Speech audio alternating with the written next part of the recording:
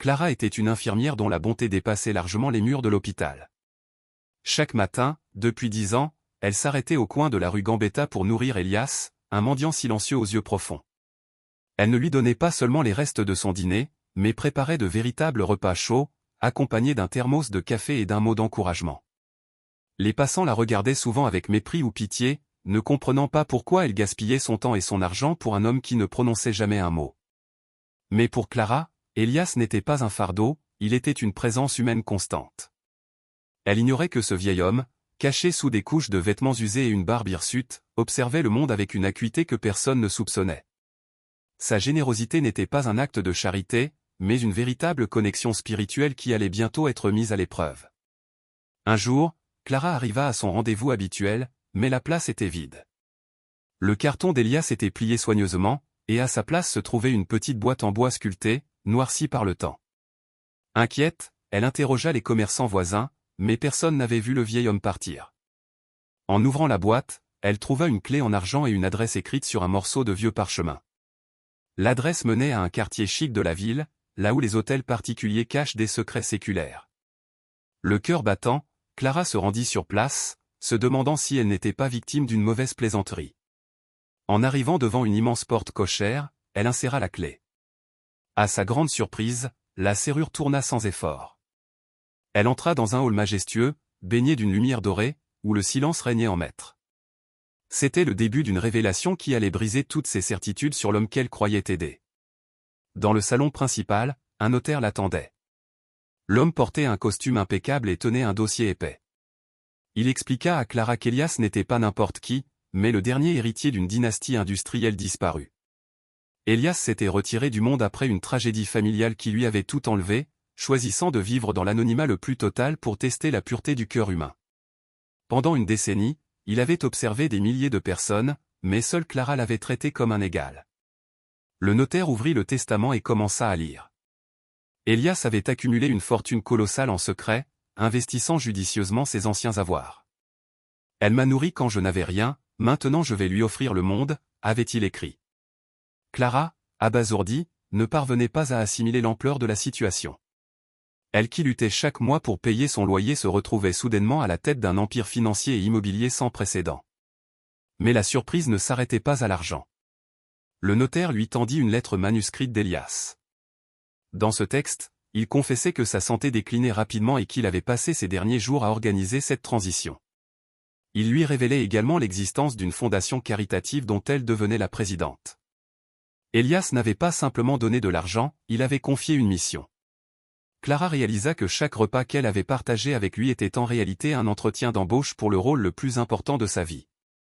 Les larmes coulèrent sur ses joues alors qu'elle comprenait l'immensité de la confiance qu'il plaçait en elle. Elle se souvint des matins d'hiver où ils tremblaient de froid ensemble, et elle comprit que pendant tout ce temps, c'était peut-être lui qui la protégeait par sa simple présence silencieuse. Le choc était tel qu'elle dut s'asseoir, le souffle court face à ce destin. La suite de la lettre contenait une révélation encore plus bouleversante. Elias expliqua qu'il avait secrètement financé les recherches médicales de l'hôpital où Clara travaillait, suite à une conversation qu'elle avait eue avec lui des années auparavant sur le manque de moyens. Il avait agi dans l'ombre, sauvant des centaines de vies grâce aux indications et aux besoins qu'elle mentionnait sans y penser lors de leur discussion matinale. Clara s'effondra littéralement. Elle réalisa que ses propres prières pour ses patients avaient été exaucées par l'homme qu'elle pensait sauver de la faim. Le mendiant était devenu son ange gardien invisible. La gratitude qu'elle ressentait était si puissante qu'elle en eut le vertige. Elle tomba à genoux sur le tapis luxueux du salon, submergée par l'ironie et la beauté de cette symétrie. Sa bonté désintéressée avait créé une réaction en chaîne de miracles dont elle était maintenant l'héritière légitime. En explorant la demeure, elle découvrit une pièce remplie de portraits. Sur l'un d'eux, elle reconnut Elias, jeune, rayonnant de succès, entouré d'une famille magnifique. Un petit mot au bas du cadre expliquait qu'ils avaient péri dans un accident dont il s'était senti responsable. Sa vie de mendiant était une pénitence volontaire, un chemin de croix qu'il avait cessé de porter le jour où il avait rencontré Clara. Elle comprit que son café chaud et ses mots doux avaient été pour lui la seule forme de rédemption possible.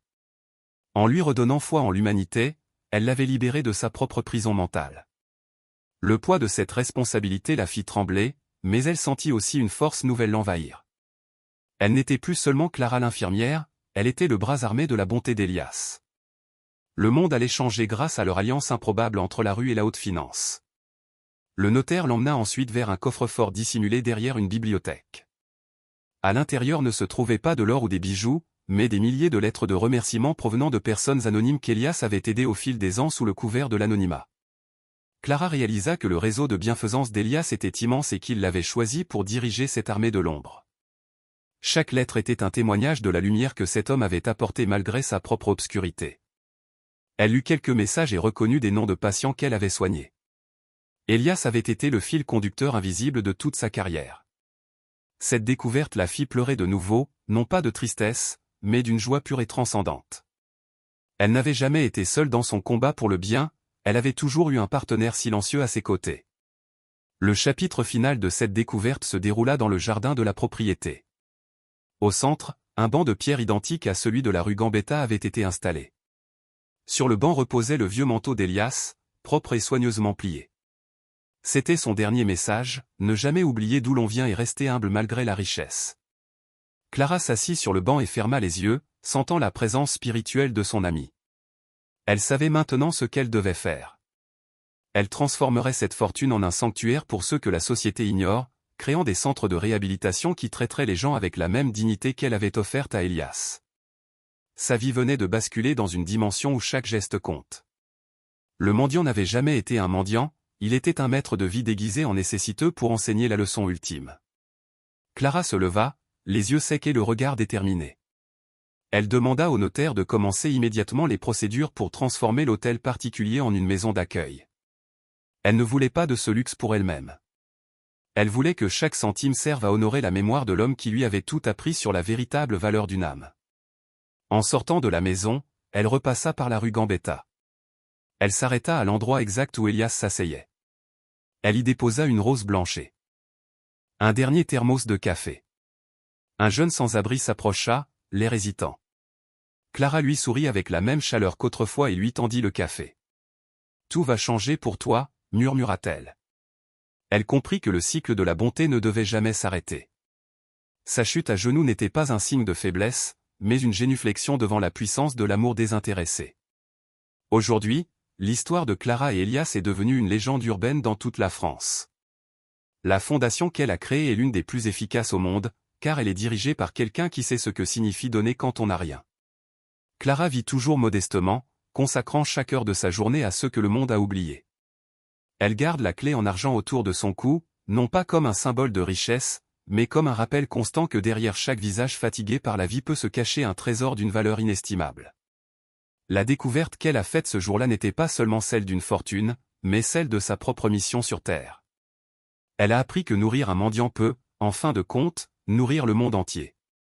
Sa vie est la preuve vivante que la compassion est la monnaie la plus forte qui soit.